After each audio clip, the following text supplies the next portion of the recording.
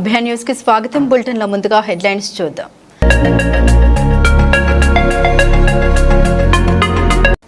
తెరపైకి Thamballapalle TDP incharge. ఓడిన వారికి ఇన్ఛార్జ్ బాధ్యతలు ఇవ్వబోమని ఎన్నికలకు ముందే తేల్చేసిన అధిష్టానం.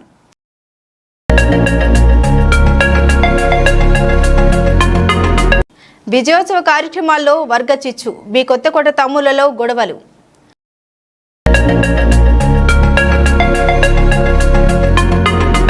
నీట్లో ఇంటర్న్షిప్ కు మీట్స్ విద్యార్థులు. నూతన టెక్నాలజీపై శిక్షణ పొందనున్న ఇంజనీరింగ్ యువత.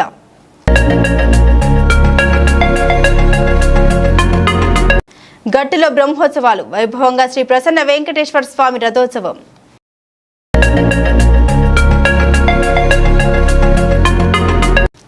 అంగళ్ళలో మార్పు మొదలైంది. వైఎస్ఆర్ సర్కిల్ కు పసుపు రంగు. రెపరెపలాడిన టీడీపీ జనసేన జెండాలు.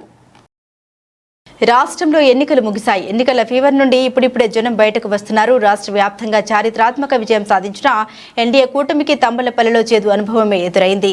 ఆ కూటమి అభ్యర్థిగా బరిలో నిలిచిన దాసరపల్లి జయచంద్రారెడ్డి ఎన్నికల్లో చేసిన పేలవమైన ప్రదర్శనతో టీడీపీ కంచుకోటకు మరోసారి పరాభవం తప్పలేదు. ఈ పరిస్థితుల్లో తంబలపల్లి టీడీపీ శ్రేణుల్లో ఉత్సాహం నింపి నియోజకవర్గంలో పూర్వ వైభవం తీసుకురావాలంటే అందరినీ కలుపుకొని పార్టీని ముందుకు నడిపించగల సమర్థ నాయకత్వం అవసరం. ఇందుకోసం పార్టీ అధిష్టానం దృష్టి సారించినట్లు తెలుస్తోంది. ఒకవైపు ప్రమాణ స్వీకారాలు, ప్రభుత్వ ఏర్పాటుకు సన్నాహాలు చేస్తున్నా మరోవైపు నియోజకవర్గాలపై కూడా అధిష్టానం ఒక కన్ను వేసినట్లు సమాచారం ఉంది. ఓడిన అభ్యర్థులకు ఇన్ఛార్జ్ బాధ్యతలు ఇవ్వబోమంటూ ఎన్నికలకు ముందే చంద్రబాబు, లోకేష్లు విస్తృతంగా ప్రకటించిన విషయం తెలిసిందే. దీంతో ఇప్పుడు తంబళ్లపల్లి టీడీపీలో ఇన్ఛార్జ్ అంశంపై చర్చ బలంగా నడుస్తోంది.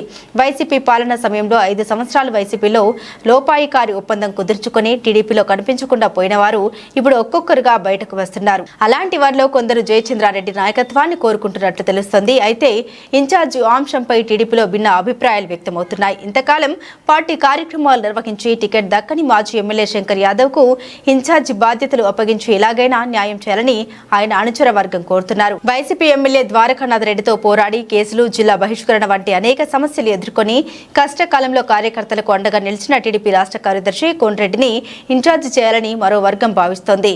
టీడీపీ టికెట్ కోసం చివరి వరకు ప్రయత్నించి నిరాశతో ఉన్న కొండా నరేంద్రను ఇన్ఛార్జిని చేస్తే నియోజకవర్గంలో పార్టీకి పూర్వ వైభవం తేగలరనే చర్చ నడుస్తోంది. వీరితో పాటు అన్నమయ్య జిల్లా బీసీసీఎల్ అధ్యక్షుడు సురేంద్ర యాదవ్, రాష్ట్ర కార్యనిర్వాహక కార్యదర్శి పర్వీన్ తాజ్ వంటి సీనియర్ నేతల పేర్లు కూడా తెరపైకి వస్తున్నాయి. పార్టీకి ఎల్లవెల్లా వెన్నెముకగా ఉంటూ ప్రత్యక్ష రాజకీయాల్లోకి రాకుండా వెనుక నుండి నాయకులను అన్ని విధాలా ప్రోత్సహిస్తూ వస్తున్న ఓ వ్యక్తిని కొందరు ప్రతిపాదిస్తున్నట్లు సమాచారం. అభ్యర్థి విజయంలో జరిగిన పొరపాటు పునరావృతం కాకుండా అధిష్టానం నిర్ణయం తీసుకునే అవకాశం ఉంది. ఏది జరగాలన్నా కనీసం 6 మాసాలు వేచి చూడాల్సి ఉంది. ఎన్నికల్లో ఎన్డీఏ కూటమి ఘన విజయం సాధించిన నేపథ్యంలో జరిగిన విజయోత్సవ కార్యక్రమం తెలుగు తమ్ములలో చిచ్చు పెట్టింది. ఈ సంఘటన అన్నమయ్య జిల్లా తంబలపల్లి నియోజకవర్గం బి కొత్తకోట మండలంలో గురువారం చోటు చేసుకుంది. మండల కేంద్రం బి కొత్తకోటలో కేక్ కత్తిరించి విజయోత్సవ సంబరాలు చేసుకోవాలని టీడీపీ నాయకులు భావించి ఇందుకు తగిన ఏర్పాట్లు చేశారు. ఏర్పాట్లు పూర్తయ్యాక కేక్ కత్తిరించేందుకు నాయకులు సమేతం కాగా ఒక వర్గం వారు జయచంద్రారెడ్డి వచ్చే వరకు ఆగాలంటూ హుకుం జారీ చేశారు.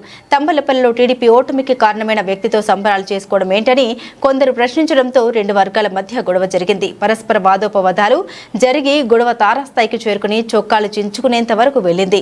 పోలీసులు అధిక సంఖ్యలో అక్కడికి చేరుకుని సర్ది చెప్పారు. ఇదిలా ఉండగా ఎన్నికల ప్రచారంలో ఓట్ల కోసం తిరగని జయచంద్రారెడ్డి ఇప్పుడు తిరుగుతుండడంలో ఆంతర్యం ఏమిటని కొందరు ప్రశ్నిస్తున్నారు.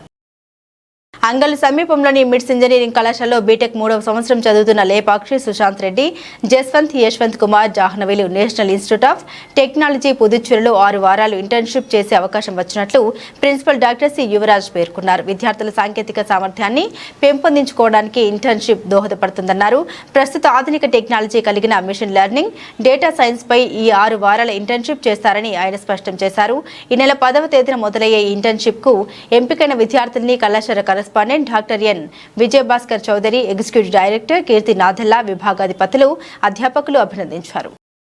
తంబలపల్లి నియోజకవర్గం గట్టులో శ్రీ ప్రసన్న వెంకటేశ్వర స్వామి బ్రహ్మోత్సవాలు ఘనంగా జరుగుతున్నాయి. 4 రోజుల క్రితం మొదలైన బ్రహ్మోత్సవాల్లో భాగంగా శుక్రవారం మధ్యాహ్నం రథోత్సవ కార్యక్రమం జరిగింది.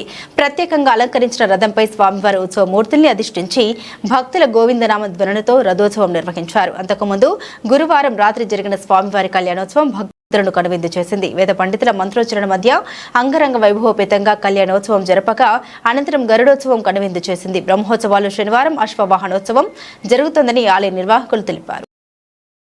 అన్నమయ్య జిల్లా తంబళ్లపల్లె నియోజకవర్గంలోని అంగళ్లు సాధారణ గ్రామమే అయినప్పటికీ కొంతకాలంగా బాగా వార్తల్లోకెక్కింది. వైసీపీ ప్రభుత్వం ఏర్పడ్డాక ఆ పార్టీకి రౌడీలు, గూండాలకు అంగళ్లును అడ్డాగా మార్చుకున్నారు.